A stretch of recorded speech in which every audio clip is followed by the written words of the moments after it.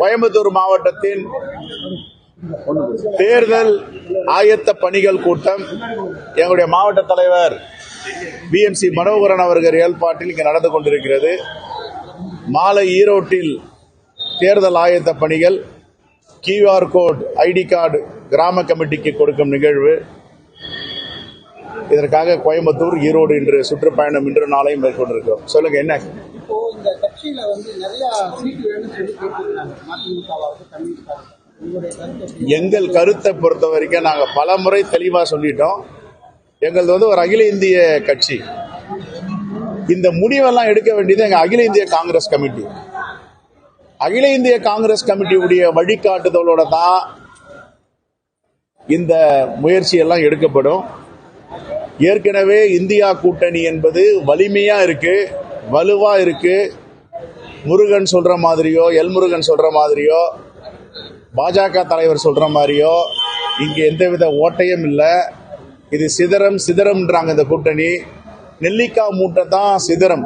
இது நெல்லிக்காய் மூட்டை கூட்டணி இல்லை, இது எஃகு கோட்டை கூட்டணி. இது சிதறுவதற்கு வாய்ப்பில்லை. சின்ன சின்ன பிரச்சனைகள் இருந்தால் நாங்கள் பேசி தீர்த்து கொள்வோம், அவ்வளவுதான்.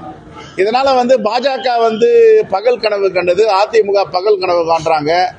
ஏதாவது குளிர் காயலாமா, ஆதாயம் ஏற்படுமா என்று. ஒரு ஆதாயமும் அவர்களுக்கு ஏற்படாது, குளிரும் காய முடியாது. தமிழ்நாட்டு மக்கள் தெளிவாக இருக்கிறார்கள்.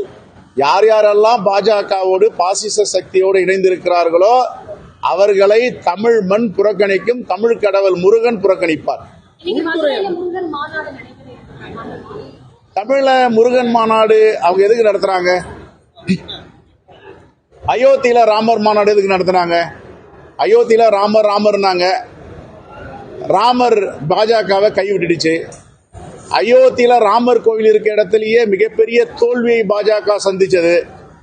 அப்புறம் ராமரை கைவிட்டுட்டு ஜெகநாதரை பிடிச்சிக்கினாங்க, ஜெய் ஜெகநாதர்னாங்க. அந்த மக்கள் புறக்கணிச்சிட்டாங்க.